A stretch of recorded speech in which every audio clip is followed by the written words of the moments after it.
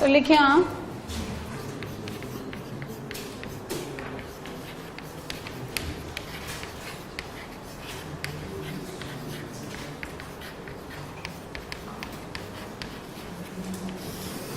Application of derivatives. So derivative के applications में 3 chapters हैं। देखो इस चैप्टर के बारे में मैं आपको बताती हूँ।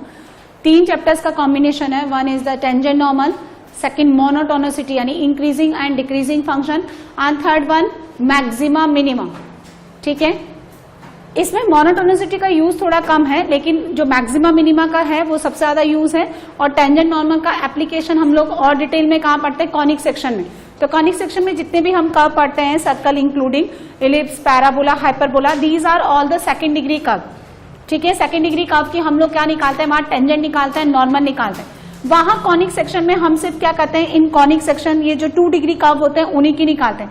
लेकिन यहाँ जब फंक्शन में हम एओडी पढ़ते हैं टेंजेंट नॉर्मल, तो उसमें क्या करते हैं? हम 2 डिग्री का भी निकालेंगे, उसके बाद 2/3 डिग्री का भी निकालेंगे, 1/3 का भी निकालेंगे, यानी 4 डिग्री का भी निकालेंगे, क्यूबिक का भी निकालेंगे। किसी भी तरह का फंक्शन हो हम सब कॉमन उसका क्या निकालेंगे? Tangent normal.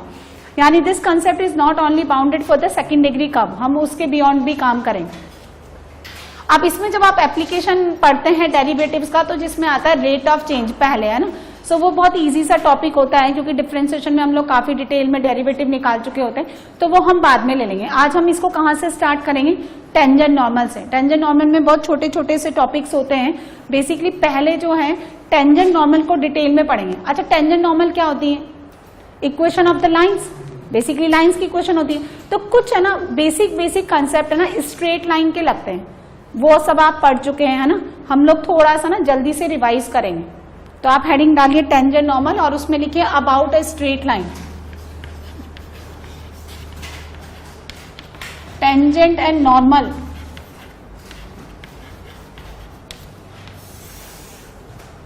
About a line.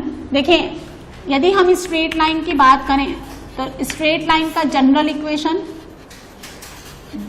Equation of line is represented by ax plus by plus c equal to 0 being the first degree in x and y। ठीक है, 3 आर्बिट्री कांस्टेंट आपको abc नजर आ रहे हैं, which can be converted into 2 arbitrary points which indicate that through the 2 points an unique line can be drawn। 2 point से कितनी line आप draw कर सकते हैं, है ना। 2 पॉइंट से कितनी लाइन ड्रॉ कर सकते हैं आप? 1, है ना। और 1 पॉइंट से बहुत सारी line which are called the family of lines. अब यहाँ पे देखो, ये तो जनरल इक्वेशन है। स्लोप इंटरसेप्ट फॉर्म क्या होता है लाइन का? y equal to mx plus c। अच्छा, इस लाइन का स्लोप कितना लिखेंगे आप? m, which is called the tan theta, जिसको हम लोग dy/dx भी बोलते हैं। और अगर आपको फंक्शन पे किसी पॉइंट पे खींची गई कर्व का टेंजेंट का स्लोप निकालना है तो हम उसको बोलते हैं f'(x)। और ये किसके इक्वल हो जाएगा? यहाँ पे माइनस बोलो a/b। And if the 2 points are given on a line, then slope कितना लिखा जाएगा? y2 minus y1 upon x2 minus x1, है ना। तो लाइन का कंसेप्ट बीच बीच में आएगा। अब यहाँ देखिए, इस लाइन को मैंने ड्रॉ कर देना है। This line represent l equal to 0। ये x एक्सिस हो गया, cuts the x axis at the point a। ये y एक्सिस को कट करती है b पॉइंट पे। This is origin 0,0। ठीक है, on the a x axis के ऊपर y कोऑर्डिनेट 0। ये सिर्फ लाइन के लिए एप्लीकेबल नहीं है, this applicable on all the curves, है ना, फॉर ऑल द कर्व्स। यदि आप कर्व को भी x एक्सिस पे इंटरसेक्ट कराएंगे तो उसका y कोऑर्डिनेट कितना होगा? 0। और on the y axis obviously x coordinate 0। सो आपके पास ये रही लाइन की इक्वेशन। आप इसमें क्या डालिए? y0, so it gives you minus c/a,0। और वहां कितना मिलेगा? 0, माइनस c/b। यहां से लेकर यहां तक का जो डिस्टेंस है इसको बोलते हैं हम लोग x इंटरसेप्ट, यानी कितना पोर्शन ये लाइन इस x एक्सिस पे काटती है। यहां से यहां तक का जो है इसको हम बोलते हैं y इंटरसेप्ट। सो OA क्या है? OA is called the x intercept and which is calculated putting y equal to 0 in the equation of line. OB क्या कहलाता है? आपका y intercept. Put x equal to 0। So OA आपका x intercept, line x axis पे कितना portion cut करेगी। OB आपका क्या कहलाता है? y intercept. And the slope of the line represent the inclination of this line L equal to 0 with the positive x-axis, and if you consider this theta as anti-clockwise direction, consider as positive, and आप rotate करते हैं इस line को clockwise direction में तो theta will be negative, and ये conventionally decide कर रखा है. यहाँ जो है ये वाला consider करते हैं हम लोग theta, यानी positive x-axis का लेते हैं हम लोग, उधर वाला नहीं लेंगे, ठीक है. तो यहाँ से ये OA एक्स इंटरसेप्ट, OB आपका वाई इंटरसेप्ट हो गया, और AB जो है इसको हम बोलते हैं intercept between coordinate axis. Coordinate axis कौन? एक्स एक्सिस और y axis combined together is called the coordinate axis. तो AB क्या है? कोऑर्डिनेट एक्सिस का इंटरसेप्ट है, which can be written as under root OA square plus OB square. Right? If a line passes through the 2 points P and Q, x1 y1 and x2 y2, you can write the equation of the line in 2-point form. Right? So आपको देखो ये बात समझ में आ गई. अच्छा, intercept form क्या होता है लाइन का? इंटरसेप्ट फॉर्म, यदि आपका ये क्या इंटरसेप्ट काट, देखो ये सब आना चाहिए. ये आपका a,0 गिवन है, ये आपको दे रखा है 0,b, तो x इंटरसेप्ट आपका कितना हो गया? y इंटरसेप्ट आपका b हो गया, है ना. इस लाइन की इक्वेशन चाहिए, स्लोप कितना हो गया? -b/a. लाइन की इक्वेशन क्या हो गई? x/a y/b is equal to 1. b को आप y को 0 रखेंगे, x इक्वल टू a आपका हो गया x इंटरसेप्ट, x को 0 डालने पर y इक्वल टू b आपको क्या देगा? y intercept. क्लियर है? अब सुनो, इफ एनी लाइन, एक और बात मेरी सुनिए, if any line coincident to the x axis, या तो लाइन कोई भी लाइन एक्स एक्सिस पे या तो कंसाइड करती है या उसके पैरेलल है ना. एनी लाइन कोइंसिडेंट या फिर पैरेलल टू एक्स एक्सिस, तो फिर उसका स्लोप आप कितना कंसिडर करेंगे? 0. और एनी लाइन, उसको देखो ऐसा लिखा जाता है, यदि कोई भी लाइन एक्स एक्सिस के पैरेलल है तो इस तरह से लिखा जाएगा y इक्वल टू a, है ना. a पॉजिटिव है तो above the x axis, a negative है तो नीचे डाल दो. और यदि कोई भी लाइन, इस केस में इसका स्लोप 0 हो गया, यानी थीटा कितना बनाएगा? 0 डिग्री. स्लोप कितना होता है? tan theta. और if any line perpendicular to x axis, यदि कोई भी लाइन एक्स एक्सिस के परपेंडिकुलर है तो उस लाइन की इक्वेशन ऐसे लिखी जाएगी, ये 90 x इक्वल टू b. अब मेरी बात सुनो, सपोज कोई भी कर्व है, कोई भी कर्व आपको इस तरह से दे रखा है, उसके p पॉइंट पे आपने एक टेंजेंट ड्रॉ कर दी, तो इस कर्व के P पॉइंट पे डिफरेंशियबिलिटी एग्जिस्ट नहीं करती, क्योंकि dy बाई डी एक्स इस केस में कितना आएगा? इन्फिनिटी. डिफरेंशियबिलिटी एग्जिस्ट नहीं करती, लेकिन राइट एंगल तो एग्जिस्ट करता है. दुनिया भर की जो ट्रिग्नोमेट्रिक रेशियोज होते हैं, और फिर हम उनको इतना डिटेल में पढ़ते हैं ट्रिग्नोमेट्री में, वो सारा तो राइट एंगल ट्राइंगल से निकल के आता है, बेस, परपेंडिकुलर, हाइट और हाइपोटेनस. तो आप उसको तो डिनाई नहीं कर सकते उसकी एग्जिस्टेंस को. तो डिफरेंशियबिलिटी इस कर्व की, यानी ये जो पॉइंट है, ये पॉइंट इस P, ये जो कर्व है ये इस P पॉइंट पे डिफरेंशियबल नहीं है, लेकिन इस P पॉइंट पे इसकी टेंजेंट जरूर एग्जिस्ट करेगी, and this is called the vertical tangent, है ना. ये क्या कहलाती है? Horizontal tangent. तो उसमें तो खैर कोई डाउट है ही नहीं. सो यहाँ पे ये क्या है? डिफरेंशियबिलिटी एग्जिस्ट नहीं करेगी, यानी f'(p) does not exist, but this vertical tangent, ये वर्टिकल टेंजेंट जरूर एग्जिस्ट करेगी, ये एग्जिस्ट करेगी. तो यदि कोई भी लाइन एक्स एक्सिस पे कॉन्साइड करती है या उसके पैरेलल है तो उसका स्लोप 0, और यदि वाई एक्सिस के पैरेलल है, एक्स एक्सिस के परपेंडिकुलर है, तो उसका स्लोप कैसे लिखा जाएगा? इन्फिनिटी. ठीक है. Equation of line parallel to ax plus by plus c equal to 0. यदि इस लाइन के पैरेलल लाइन की इक्वेशन मुझे लिखनी है तो वो कितनी हो जाएगी? Is ax plus by plus lambda equal to 0. The coefficient of x and y remain same, और उसके अलावा आप कांस्टेंट को चेंज कर दो. और परपेंडिकुलर लाइन की इक्वेशन बोलो, bx minus ay plus mu equal to 0. यानी यदि दो लाइंस परपेंडिकुलर है, suppose L1 is perpendicular to L2, इसका स्लोप कितना है? m1, इसका स्लोप कितना है? m2. तो आप यहां से क्या लिखेंगे? m1 m2 is equal to -1, क्योंकि जब दो लाइन इंटरसेक्ट करती है उनके बीच का एंगल मैंने थीटा कंसिडर किया है. इस लाइन का स्लोप m1, इस लाइन का स्लोप m2. तो angle between these two lines is given by the formula mod m1 minus m2 divided by 1 plus m1 m2. So when the two lines are parallel, उनका slope equal हो जाएगा, है ना. ये parallel है तो यहाँ पे m1 equal to m2 hold करेगा. क्योंकि इस केस में आपका थीटा कितना हो गया 0 डिग्री, और यदि दो लाइंस परपेंडिकुलर है तो इस केस में इनका थीटा कितना हो गया 90 डिग्री। सो 10 90 इन्फिनिटी, इन्फिनिटी बनने के लिए डिनोमिनेटर को कितना होना पड़ेगा 0, दैट मीन्स m1 m2 को कितना होना पड़ेगा -1, या ऐसे कह दो कि एक लाइन का स्लोप m है तो उसके परपेंडिकुलर लाइन का स्लोप कितना होना पड़ेगा -1/m, है ना। तो ये छोटी मोटी चीजें हैं, आप समझिए। जैसे ये आपको देखिए लाइन का इक्वेशन गिवन है ax + by + c = 0 and this fixed point p is x1, y1, इस p पॉइंट का यहाँ से परपेंडिकुलर डिस्टेंस, इसका फॉर्मूला आना चाहिए, कितना होता है mod ax1 + by1 + c / √a² + b²।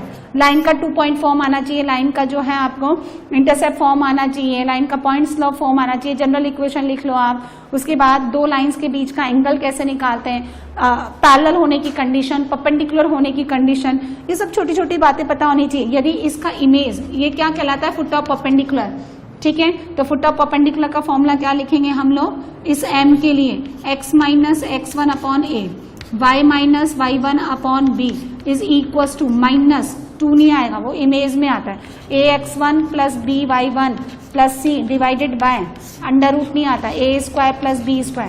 अगर आप इतनी ही डिस्टेंस पे इसका इमेज लेते हैं which is called the p dash, तो इमेज के फॉर्मूले में क्या आ जाएगा डबल, यानी अगर आपको इमेज निकालना है p डैश के लिए काम कर रहे हैं, इस p पॉइंट का इस लाइन के रेस्पेक्ट में इमेज कितना बनता है p डैश, तो उसका फॉर्मूला बनता है x - x1/a y - y1/b, और यहाँ कितना आता है -2 ax1 + by1 + c divided by क्या a² + b²। कई बार बच्चा यहाँ √ लगा देता है, √ जो लगता है वो परपेंडिकुलर डिस्टेंस पे लगता है ना, ये इमेज और फुट ऑफ परपेंडिकुलर के फॉर्मूले में नहीं। या फिर आपको देखिए ये लाइन गिवन है, दिस लाइन, ये line ax + by + c given है, ठीक है, और ये पॉइंट P गिवन है। आप इसके परपेंडिकुलर लाइन की इक्वेशन लिख सकते हो bx - ay + λ = 0 and to calculate the lambda pass this line, this pm line passes through the point P, lambda निकालो, ये pm आ गया आपके पास, ये गिवन लाइन हॉरिजॉन्टल लाइन आपके पास ऑलरेडी है, और m क्या है इन दोनों का intersection point,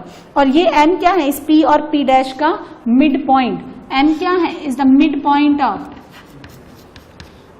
of pp dash, है ना। तो जो मेन चीजें थी स्ट्रेट लाइन की वो मैंने कवर करने की कोशिश की, लेकिन फिर भी अगर कुछ अलग से कंसेप्ट आता है तो हम लिख करके, है ना, वहां पे यूज कर लेंगे, क्योंकि पूरा स्ट्रेट लाइन तो कवर करेंगे नहीं, और इतना बहुत ज्यादा लार्ज स्केल पे स्ट्रेट लाइन यूज आता भी नहीं है, क्योंकि टेंजेंट और नॉर्मल जो होती है बेसिकली लाइन की इक्वेशन होती है, तो थोड़ा बहुत कंसेप्ट तो लाइन का उसमें आएगा ही आएगा, है ना। अब देखो टेंजेंट एंड नॉर्मल पे आ जाते हैं हम, स्ट्रेट लाइन तो बीच बीच में देखते रहेंगे। एक कर्व ड्रॉ करिए आप, है ना, ये आपका x एक्सिस, दिस इज 0, 0, ये y एक्सिस, ये तो कोई नई बात नहीं है, ये कर्व ले लिया मैंने, this curve is y = fx। इस कर्व के किसी p पॉइंट पे मुझे टेंजेंट ड्रॉ करना है ना, this p point, a line which touches the curve at any point is called its tangent, और इस P पॉइंट को हम बोलते हैं पॉइंट ऑफ कांटेक्ट और पॉइंट ऑफ टेंजेंसी, ठीक है। इस P पॉइंट को हम क्या बोलते हैं, पॉइंट ऑफ कांटेक्ट या फिर पॉइंट ऑफ टेंजेंसी, ये सब आपने सुन रखा होगा, कोई नई चीज नहीं है। And this line, this tangent makes theta angle with positive x axis, so obviously देखो इसको हम क्या लिखेंगे tan थीटा, और ये इस लाइन का स्लोप m, और यहाँ पे ये क्या कहलाएगा dy/dx, है ना, dy/dx, या फिर आप इसको f' भी लिख सकते हैं। लेकिन आप ये सारा काम कितने, देखो dy/dx का मतलब समझिए पहले तो, आप ना इतना लंबा चौड़ा आपको कर्व दे रखा है, अब डिफरेंशिएशन तो किसी भी पॉइंट पे हो सकता है, लेकिन ये टेंजेंट के रेस्पेक्ट में काम कर रहे हैं हम लोग, डिफरेंशिएशन अभी हमारा हो गया। dy/dx तो होता है कि हर एक पॉइंट पे जहां जहां ये डिफाइंड है इसका डिफरेंशिएबिलिटी, वहां पे आपने इसका फर्स्ट डेरिवेटिव निकाल दिया। लेकिन अभी हम क्या है, अभी हम डेरिवेटिव पे काम नहीं कर रहे, अभी मुझे टेंजेंट निकालना है, और टेंजेंट हम किस पॉइंट पे ड्रॉ कर रहे हैं, P पॉइंट पे। सो ये स्लोप भी किस पॉइंट पे निकाला जाएगा, P पॉइंट पे, तो यहां लिखा जाएगा ये, यानी आप यहां लिखिए f',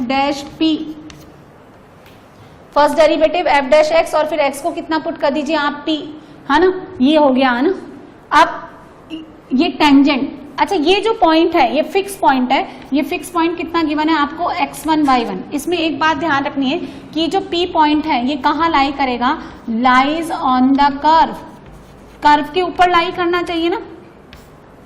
ये P पॉइंट जब कर्व के ऊपर लाई करेगा तभी तो आप इसको टच करा करके टेंजेंट बनाएंगे, है ना। तो इक्वेशन ऑफ टेंजेंट, पहला केस इक्वेशन ऑफ टेंजेंट, इस टेंजेंट का इक्वेशन क्या लिखा जाएगा बोलिए, y माइनस y1, यही होता है ना m into x minus x1, और y माइनस y1 m कितना dy by dx at the point P into x minus x1। ये क्या है, ये है पॉइंट स्लोप फॉर्म। और इससे आप जो कर्व चाहें, जो भी डिफरेंशिएबल कर्व है किसी पॉइंट पे, उस पे आप टेंजेंट का इक्वेशन निकाल सकते हो। टेंजेंट का perpendicular line which is perpendicular, है ना, to the curve which is perpendicular to the tangent at the same point of contact, ये एंगल कितना बनेगा 90, इसको हम क्या बोलते हैं नॉर्मल। अच्छा ये थीटा, ये 90, सो इसका स्लोप कितना लिया जाएगा बोलो, 90 plus theta. The exterior angle is the sum of the two opposite interior angle, so 90 degree plus theta का 10 ले लो, स्लोप तो 10 ही होता है ना। सो 10 90 प्लस माइनस कॉट थीटा, यानी माइनस का 1/10 थीटा। तो अगर उस टेंजेंट का स्लोप आपका m है तो डेफिनेटली इस नॉर्मल का स्लोप कितना हो जाएगा, minus 1/m। So second equation of normal, normal का equation at the same point y minus y1, है ना, minus 1/dy by dx at the same point P into x minus x1, है ना। ये सब तो बेसिक चीजें, जिसने कॉनिक सेक्शन पढ़ लिया उसको पता है ये सारी बात। उसके बाद अब देखिए थर्ड, अब आप क्या करें, इस P पॉइंट से इस x एक्सिस पे परपेंडिकुलर ड्रॉ कर दीजिए, this put off perpendicular m, ठीक है। अच्छा ये कोऑर्डिनेट कितना हो जाएगा, x1, 0। अच्छा ये हाइट जिसको आप ऑर्डिनेट बोलते हैं, ये कितना हो गया y1। P पॉइंट का, ये P पॉइंट से खींची गई टेंजेंट x एक्सिस को काटती है T पॉइंट पे और इसको काटती है N पॉइंट पे। तो यहां से इस P पॉइंट का इस T, यहां से डिस्टेंस जो है ना PT, इसको बोलते हैं length of tangent, length of tangent किसको बोलते हैं, PT को, है ना। इसके लिए कौन सा ट्राइंगल कंसीडर करेंगे, डेल्टा PMT। आपको क्या पता है, ये PM पता है, दिस इज परपेंडिकुलर, चाहिए क्या वो हाइपोटेनस, तो आप क्या लिखेंगे PM/PT, perpendicular to the hypotenuse sine, बोलो साइन थीटा। सो चाहिए क्या PT कितना हो गया PM कौन y1, उधर जाकर के कॉसेक थीटा को लिखिए √1 plus cot square theta, and tan theta is equals to m, so फिर cot theta is equals to 1/m, so this length of tangent is equals to y1 √1 plus 1/m square। और चूंकि length है, और जरूरी नहीं है कि ये पॉइंट ऑफ कांटेक्ट आपका फर्स्ट क्वाड्रेंट में ही लाई करे, this can be lie below the x axis, और in this case this y coordinate become negative, लेकिन लेंथ तो किसी भी लाइन सेगमेंट की नेगेटिव होती ही नहीं है, इसलिए हमने क्या ले लिया, मॉड। इस P पॉइंट से जब आप एक्स एक्सिस पे परपेंडिकुलर डालते हैं तो m is it's foot of perpendicular, इस फुट ऑफ परपेंडिकुलर का इस T से डिस्टेंस क्या कहलाता है, लेंथ ऑफ सब टेंजेंट, लेंथ ऑफ सब टेंजेंट। सो वही ट्राइंगल कंसीडर कर लो, परपेंडिकुलर कौन y1, बेस कौन TM, मुझे TM चाहिए, लेंथ ऑफ सब टेंजेंट कौन हो गया TM, तो परपेंडिकुलर टू द बेस कितना, अरे कितना, सो TM कितना हो गया y1 cot थीटा, यानी y1/m। ऐसे लेंथ ऑफ नॉर्मल क्या बनेगा, लेंथ ऑफ नॉर्मल, जैसे आपने लेंथ ऑफ टेंजेंट को देखा वैसे ही लेंथ ऑफ नॉर्मल कितना बनेगा, बोलो, जैसे लेंथ ऑफ टेंजेंट PT था वैसे ही वहां कौन है, हाँ PN, और उसके लिए अब ट्राइंगल कौन सा कंसीडर करेंगे, सुनो, अगर ये टोटल आपका 90 है, ये थीटा है, तो दिस विल बी, ये कितना हो गया 90 माइनस थीटा, ट्राइंगल कौन सा कंसीडर करेंगे PMN, delta P M N, है ना। तो परपेंडिकुलर y1 अपॉन हाइपोटेनस कितना हो गया यहाँ पे साइन 90 माइनस थीटा यानी कॉस थीटा। आपको क्या चाहिए दिस pn कितना हो गया y1 सेक थीटा को लिखो √1 plus tan square theta. Sec theta को ऐसे लिखें। अब आप बोलेंगे कि मैडम ना आप √ क्यों लगा रहे हो, √x² मॉड आता है। हाँ तो ठीक है लगाओ ना, ये मॉड ठोक के लगाओ। सो pn कितना आ गया length of normal y1 √1 plus m square. 6 length of सब नॉर्मल वो कितना है बताइए, सब नॉर्मल कितना है mn उसी ट्राइंगल के अंदर perpendicular to the base 10 90 minus theta and 10 90 minus theta becomes cot theta. और आपको क्या चाहिए mn कितना हो गया y1 tan थीटा यानी y1m। और m क्या है यहाँ पे, आपने क्या किया देखो, जितने भी आपने ये 4 फॉर्मूले लिखे हैं 3 4 5 6 जो लेंथ पे बेस्ड है वो किसके फॉर्म में निकाला। एक तो ये पॉइंट ऑफ कांटेक्ट का ऑर्डिनेट यानी y1 और दूसरा इसका डेरिवेटिव कहाँ पे निकलना चाहिए हमेशा इस पॉइंट ऑफ कांटेक्ट पे। और ये P पॉइंट कहाँ लाई करना चाहिए, ये जो फॉर्मूला ना 1 and 2, ये 1 and 2 फॉर्मूला तभी एप्लीकेबल है जब ये पॉइंट कहाँ लाई करेगा कर्व के ऊपर, अदरवाइज नहीं। तो ये पॉइंट ऑफ कांटेक्ट का y कोऑर्डिनेट पता होना चाहिए और इस कर्व का इस P पॉइंट पे क्या पता होना चाहिए डेरिवेटिव, है ना। तो ये सारे फॉर्मूले किसके फॉर्म में y1 और m। नोट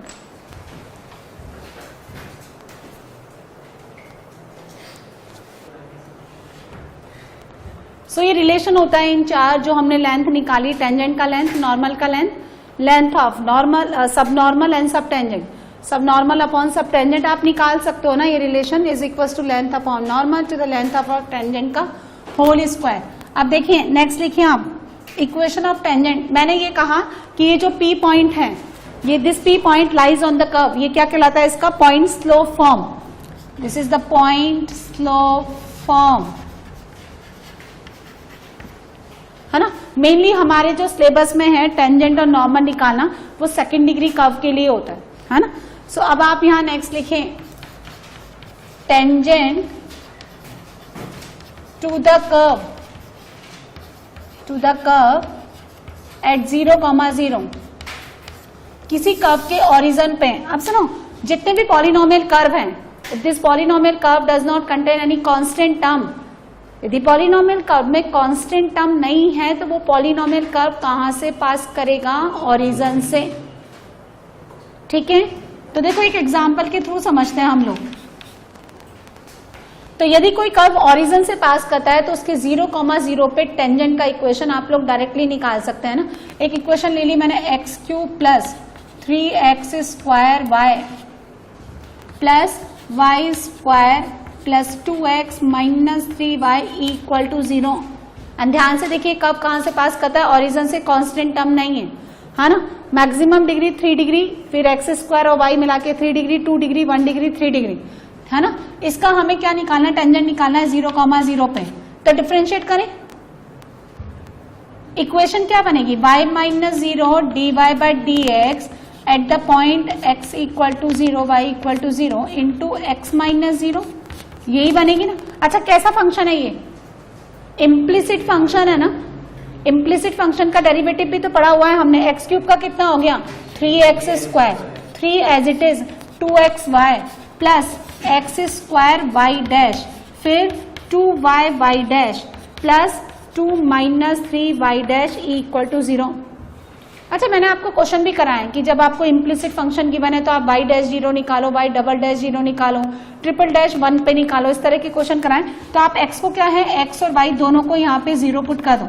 ये कितना हो गया 0, यहाँ से भी 0, ये भी 0 हो गया तो y डैश भी 0, ये भी 0 हो गया। यहाँ से आपको डायरेक्टली y डैश कितना मिलेगा 2/3, यानी ओरिजिन पे जो टेंजेंट का स्लोप है वो कितना है 2/3। तो by the equation number 1 y equals to 2/3 into x which is equals to 2x minus 3y equal to 0।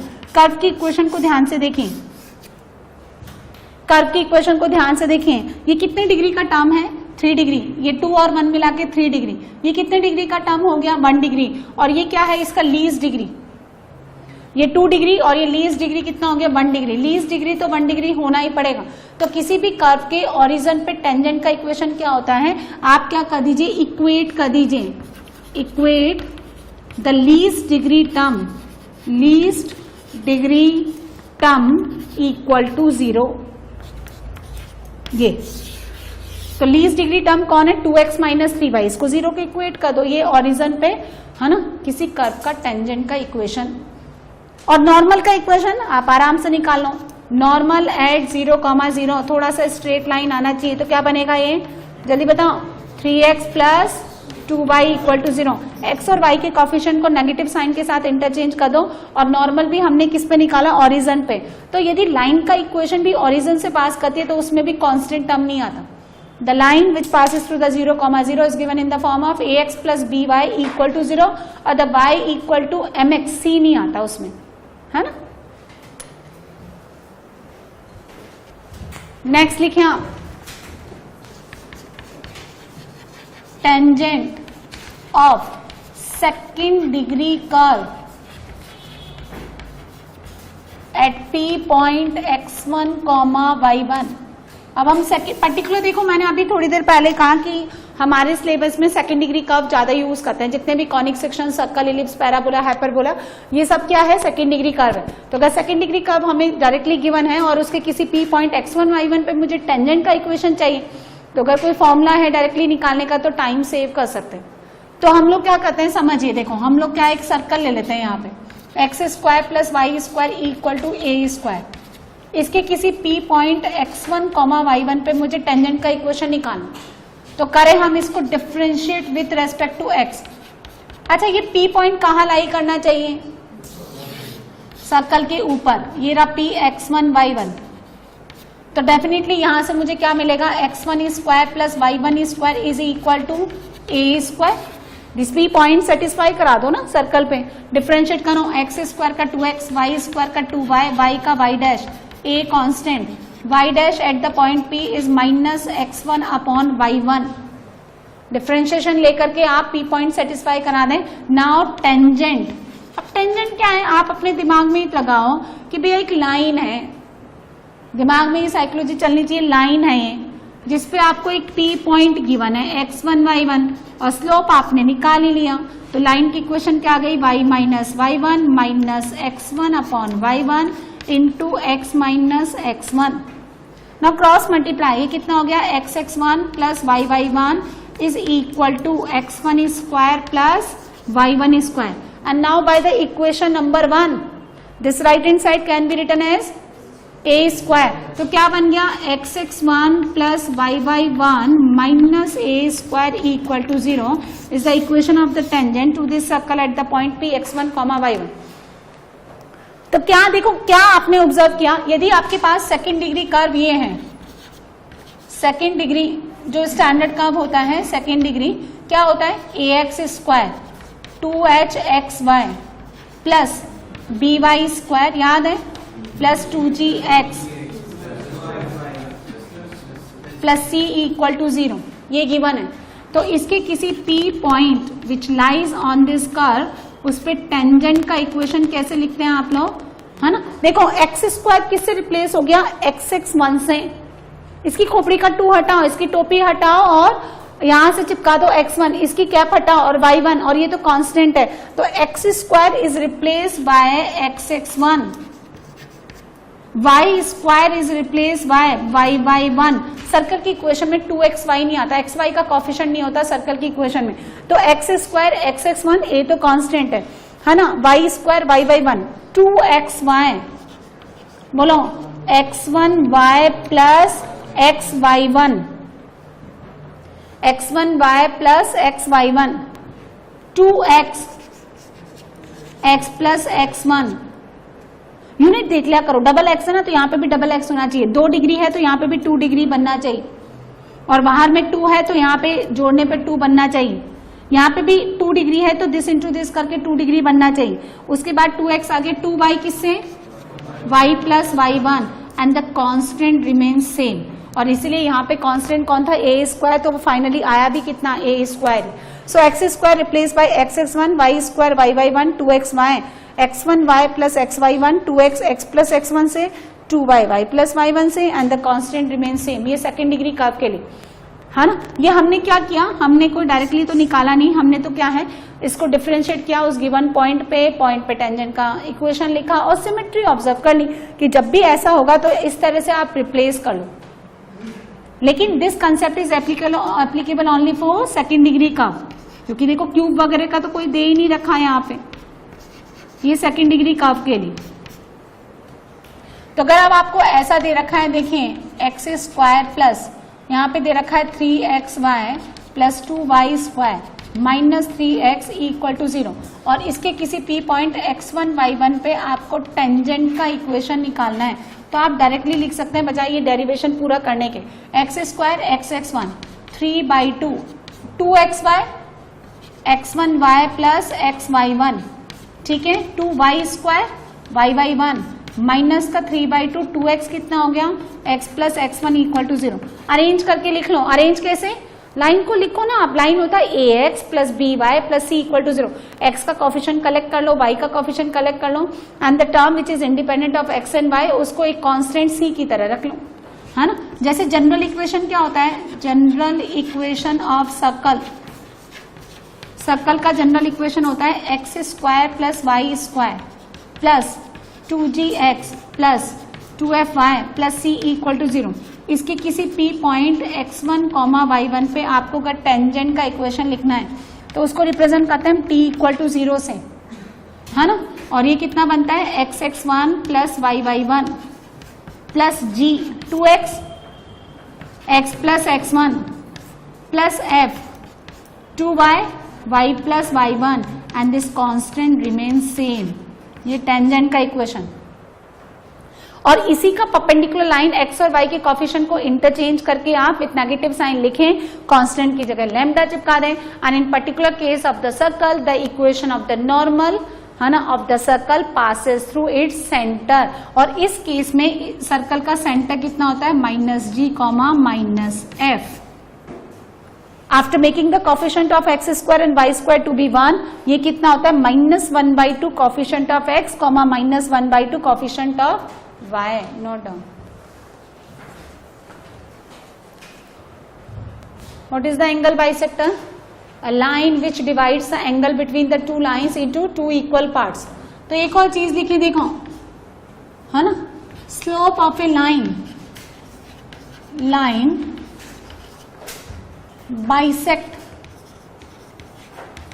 bisecting the coordinate axis, coordinate axis को बाइसेक्ट करने वाली, है ना, slope of the line angle bisecting the coordinate axis, कौन सी line होती है ये, y equal to x, और इसका स्लोप कितना 1, and second one is the y equal to -x, है ना, ओरिजिन से पास करती है, ये 45 डिग्री बनाती है, और y इक्वल टू -x कितना बनाती है, 135, इसलिए इसका स्लोप कितना होता है, -1। और इसको ऐसे भी लिखते हैं हम, स्लोप ऑफ लाइन, है ना, equally intercept the coordinate axis, the coordinate axis पे इक्वल इंटरसेप्ट बनाती है। सुनिए, ये रहा आपका इंटरसेप्ट फॉर्म, क्या लिखते हैं आप इंटरसेप्ट फॉर्म, x/a प्लस y/b equal to 1, this coordinate is a, 0, ये कोऑर्डिनेट कितना हो गया 0, b, ये ओरिजिन, x आपका, a आपका x इंटरसेप्ट, ये आपका y इंटरसेप्ट। मैं आपको कह रही हूं अब ये इक्वल इंटरसेप्ट बनाती है, यानी a और b का वैल्यू इक्वल, तो x plus y equal to a line का इक्वेशन हो गया, तो ये स्लोप कितना हो गया, -1। और ऐसे ही जरूरी थोड़ा है, मैं तो ऐसे भी बना सकती हूँ ना लाइन की इक्वेशन, ऐसे भी तो बना सकते हैं हम लोग, जरूरी थोड़ा है कि आप फर्स्ट क्वाड्रेंट से ही पास कराएं। उस केस में ये कोऑर्डिनेट कितना हो जाएगा, -a, 0। तो इस केस में यदि इक्वल इंटरसेप्ट बनाती है तो लाइन की इक्वेशन कितनी बनेगी, x minus y equal to a, और उस केस में स्लोप कितना हो जाएगा, +1। तो if any two lines intersect, angle bisect करती है कोऑर्डिनेट एक्सिस को, तो भी स्लोप +-1, और यदि इक्वली इंक्लाइंड या इक्वल इंटरसेप्ट बनाती है कोऑर्डिनेट एक्सिस के साथ, तो भी स्लोप कितना होता है +-1। ये बात ध्यान रखना, वो क्वेश्चन में आता है ये इस तरह का। लिखिए आप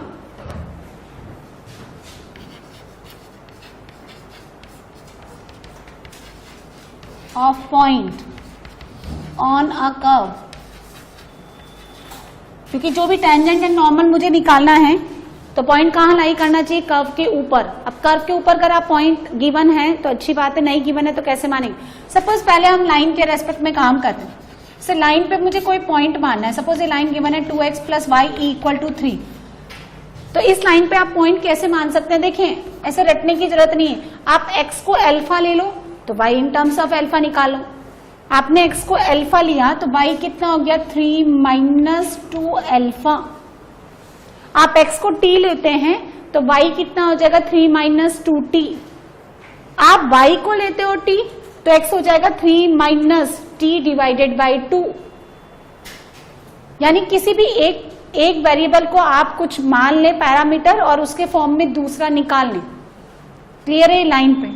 फिर आता है पैराबोला। जैसे अब आपको 4 स्टैंडर्ड पैराबोला पढ़ाते हैं हम लोग, y² = 4x। इस पे पैरामेट्रिक कोऑर्डिनेट्स क्या लेते हैं हम लोग, x = 80² और y = 280। ये तो इक्वेशंस हो गई, आप इसको ऐसे लिखो 80², 280, जब t पैरामीटर है। जैसे सपोज आपने y² = 4x लिया तो a का वैल्यू कितना हो गया 1, तो ये हो गया t², 2t। सेटिस्फाई करके देख लो आपने गलत तो नहीं माना। और जरूरी नहीं है कि आप ऐसे ही माने, सुनिए आप ऐसे भी कर सकते हैं। यदि आप x को कुछ मानेंगे तो y निकालने के लिए अंडर रूट लेना पड़ेगा, तो आप इसको ऐसे ले लें, y को अल्फा ले लें तो x कितना हो जाएगा α²/4। जैसे सपोज आपको ये गिवन है y = x², तो आप इसको ऐसे मान लें α, α²। और अगर आपको ऐसा गिवन है पैराबोला x² = 4ay, तो हम ये रिवर्स हो गया, तो यहाँ हम क्या मानते हैं 280, 80²। ये तो स्टैंडर्ड फॉर्मूला है, ये तो स्टैंडर्ड पॉइंट ले रखा है, पर आप अपनी इच्छा से कुछ भी मान। जैसे सपोज आपको ये गिवन है y = x² + 2x + 3, तो जब हम कॉनिक सेक्शन पढ़ाते हैं तो बच्चे को कहते हैं कि आप इसका परफेक्ट स्क्वायर बना लो, x² = 4ay के फॉर्म में कन्वर्ट कर लो, पर इतना करने की जरूरत नहीं है। आप तो ऐसे मान लो ये p पॉइंट है, x को अल्फा मान लो तो y कितना हो गया α² + 2α + 3, खत्म। ठीक है। इलिप्स का स्टैंडर्ड फॉर्म होता है x² / a² + y² / b² = 1। तो इस पे पॉइंट क्या मानते हैं हम लोग, a cos θ, b sin θ, है ना। फिर hyperbola x² / a² - y² / b² = 1। तो इस पे क्या पॉइंट मानते हैं b tan θ, क्योंकि sec² - tan² θ 1। और अगर आपको हाइपरबोला ये गिवन है -1, तो क्या मानेंगे a tan θ, b sec θ, ताकि -1 आए, tan² θ - sec² θ। सर्कल अगर x² + y² = a² गिवन है तो क्या लेट करेंगे a cos θ, a sin θ। ठीक है। यदि सर्कल इस फॉर्मेट में गिवन है, general equation x² + y² 2gx 2fy + c = 0, जहां सेंटर कितना है -g, -f। इसको उस फॉर्म में कन्वर्ट कर लो आप परफेक्ट स्क्वायर बना के, y + f का whole square, g² + f² - c under root इसका होल स्क्वायर। ये कौन है, इसकी रेडियस, तो ये बन गया r²। तो आप अब x + g को कितना मान सकते हैं r cos θ, and the y + f is replaced by r sin θ। So parametric coordinates बोलते हैं जब आप x और y को किसी और दूसरे पैरामीटर के फॉर्म में रिप्रेजेंट करते हैं, तो इनको, इस पॉइंट को क्या बोलते हैं, पैरामेट्रिक कोऑर्डिनेट्स। तो x, y will be -g + r cos θ, -f + r sin θ। यदि आपके पास रेक्टेंगुलर हाइपरबोला है, rectangular hyperbola whose asymptotes are the x and y axis written in xy equal to c square, तो standard में क्या लेते हैं हम लोग, ct, c by t, where remember t not equal to 0, denominator में है वो। इन दोनों का मल्टीप्लीकेशन कितना हो जाएगा, अगेन c स्क्वायर। पर अगर आप ऐसा लेना नहीं चाहते हैं तो आप ऐसे ले लें, देखो इसको मान लें x को अल्फा, तो y कितना हो गया, c स्क्वायर बाई अल्फा, है ना। जैसे सपोज आपको गिवन है एक्स वाई इक्वल टू 4, तो c का वैल्यू कितना हो गया 2, तो आप 2t, 2/t ले लें। एक तरीका तो ये है कि आप 2t 2/t ले लें, और दूसरा आप इतना भी अगर याद नहीं रखते हैं तो आप x को अल्फा मान लो या x को t मान लो, y कितना हो गया 4/t। कुछ कर्व और भी हैं, आप नोट कर लें ना। तो ये कुछ और कर्व हैं, बहुत ही रेयर केसेस में आते हैं। देखो इसमें क्या बनाना है, जैसे आपके पास x square plus y square, तो आपको पता है कि sine square plus cos square 1 होता है, हम उसके फॉर्मेट में अरेंज कर सकते हैं। अभी यहाँ स्क्वायर ना होकर के 2/3 है, तो तुम क्या करो, कॉस की पावर में 3 ले लो, तो बाई 3 से कट जाएगा, है ना। तो क्यूब ले लिया मैंने और स्क्वायर बन जाएगा। ऐसी अंडर रूट है तो तुम उस पर पावर 4 लेके चलो, क्योंकि sign square plus cos square 1 बनता है और अंडर रूट ले रहा है तो पावर 4 ले लो। एक्स की पावर n है तो तुम क्या करो 2/n लो, ताकि n से n कट जाए और वापिस होल स्क्वायर है। ये अलग कर्व है, a y square equal to x cube, जैसे y square equal to 4x और x square equal to 4ay होता है, वैसे ही हम x को कितना लेते हैं at स्क्वायर करके। देखो ये कितना बनेगा, a क्यूब t की पावर 6। जब आप x को कितना डालते हैं at स्क्वायर, तो a वाई स्क्वायर कितना बनेगा a cube t raise to 6।